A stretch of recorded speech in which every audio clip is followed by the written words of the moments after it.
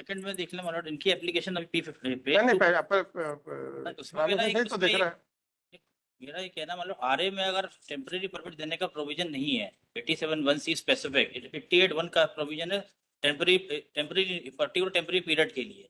यहाँ 4 महीने एक बार हुआ, फिर 4 महीने 8 महीने से कंटिन्यू उठ रहा है। सेकंड ग्राउंड मतलब ये पहले ऑर्डर बाद में हुआ है, परमिट पहले जारी हो गया है। P2 में देखेंगे एप्लीकेशन P2 पेज 15 में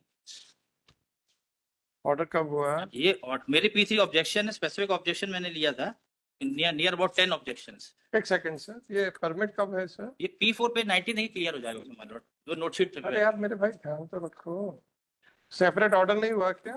हाँ नहीं उन्होंने खुद ही पावर लिखा है। पेज नंबर 20 में देखेंगे आप, नोट शीट जो प्रिपेयर हुई P4 पेज 19 से जो उनके केस की पूरी प्रिपेयर हुई, सर्टिफाइड फाइल की है मैंने फोटो कॉपी उसकी। इसमें देखेंगे पेज नंबर 20 के बॉटम में मतलब प्रस्तुत आवेदन के विरुद्ध श्री शेख नावी प्रेजेंट पिटिशनर निवासी भोपाल द्वारा समझकर संबंधित आपत्ति पुस्तक जो ध्वजनीन की गई मार्किंग हैज बीन मेड। आदेशनाथ राइट में देखेंगे मतलब अवलोकनार्थ आदेशनाथ प्रस्तुत ये 6/5 की और 9/5 की नोट शीट। उसी के नीचे देखेंगे आप ये जो सेक्रेटरी ने किया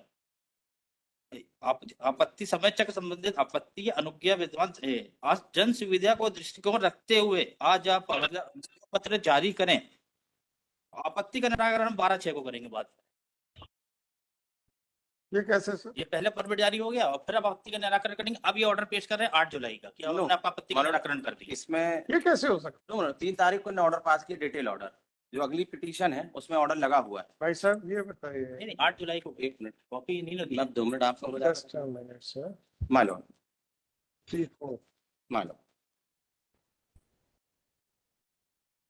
8 तारीख को उनके ऑब्जेक्शन को कंसीडर करते हुए डिटेल ऑर्डर हुआ है। बाकी परमिट ग्रांटिंग ऑर्डर मान लो 3 तारीख को कर दिया। कैसे? वही तो कह रहे हैं, आपत्ति सुने बगैर, डिसाइड किए बगैर।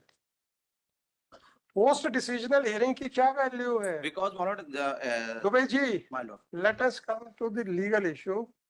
What is the importance of a post decisional hearing?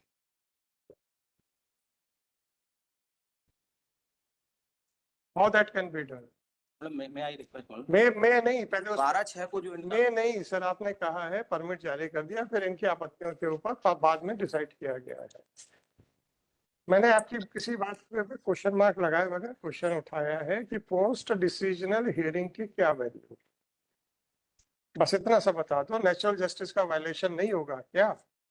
Because मतलब मैंने सपोज मैंने कुछ भी कह दिया, आप खड़े होते हैं, जैसे सपोज रावत जी आपकी पिटीशन हम अलाउ कर रहे हैं, बाकी रीजंस आपको दोबारा सुनने के बाद देंगे। नहीं इनको सुनिए कई बार ये भी होता है कि साहब आज बहुत जल्दी है, तो हम लोग कहते हैं okay heard finally this is the conclusion, detail reasons will follow.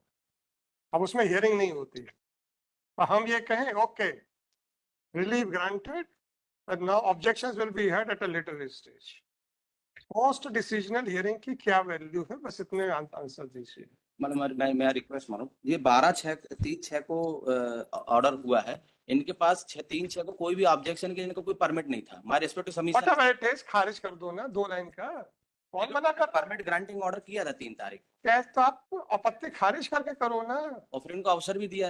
मतलब अरे यार दुबे जी, आप लोग बस से बाहर निकल के थोड़ा सा फरारी वगैरह पे भी आओ। It is the mistake that post decisional hearing के क्या मतलब होता है?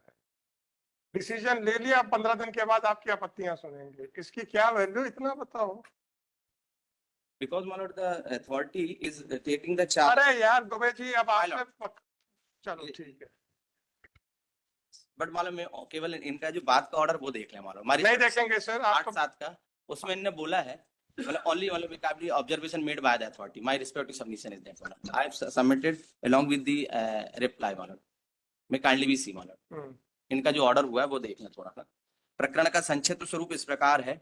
आवेदक श्री संजय गांधी द्वारा यात्री क्रमांक 100 अवधि 1/5/24 से 61/7/24 तक विषयांतर्गत मार्ग का अस्थायी परमिट प्राप्त करने हेतु आवेदन 4/4/24 को नियत शुल्क अदा कर आवेदन प्रस्तुत किया था। आवेदक को पूर्व में जारी अनुज्ञा पत्र तक वैध था तथा राजस्थान प्राधिकार प्रति हस्ताक्षर था। आवेदक द्वारा 4/4/24 को आगामी अवधि 1/5/24 31/8/24 हेतु आवेदन प्रस्तुत किया था। दिनांक 13/3/24 से सचिव राज्य परिवहन प्राधिकार का पद रिक्त होने से 9/5/24 को प्रस्तुत किया गया। इस मध्य दिनांक 3/5/24 को शेख नाविद की ओर से अभिभाषक श्री टी.एस. जादव द्वारा भोपाल से व्यावरा अस्थायी परमिट सो एंड सो 7/3/24 से 30/4/2 समय चक्र से टकराव होने की आपत्ति प्रस्तुत की। समक्ष दिनांक 3/6/24 को प्रस्तुत, चूंकि लोकसभा निर्वाचन आचार संहिता लागू थी, अतः जनहित में यात्री सुविधा हेतु दिनांक 31/8/24 तक की रीजन उन्होंने दिया है कि लोकसभा का चुनाव चल रहा था। 31/8/24 तक की अस्थायी नियुक्ति स्वीकृत करते हुए आपत्ति पर सुनवाई हेतु दिनांक 12/6/24 नियत की गई।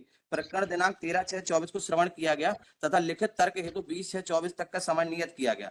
वक्त सुनवाई प्रकरण में आवेदक की ओर से अभिभाषक श्री के.पी. सिंह कुशवाहा, महेश कुशवाहा तथा आपत्तिकर्ता की ओर से अभिभाषक श्री टी.एस. यादव उपस्थित हुए। श्री अजय कुमार मीणा, मुख्य प्रबंधक कोटा आगर की ओर पत्र क्रमांक जो दिनांक 14/6/24 को दिनांक 20/6/24 को कार्यालय में प्राप्त हुआ, जिसमें रोटेशन में जारी यात्री वाहन क्रमांक समय चक्र पर आपत्ति की गई। दुबे जी, वाहन अपन का कानून नहीं समझेंगे तो ऐसे आप पढ़ते रहेंगे और समय बर्बाद करते रहेंगे। केवल रीजन उन्होंने असाइन ये किया कि लोकसभा चुनाव चल रहा था, इसलिए हमने जब हम कानून नहीं समझेंगे तो आप पढ़ते रहेंगे। आप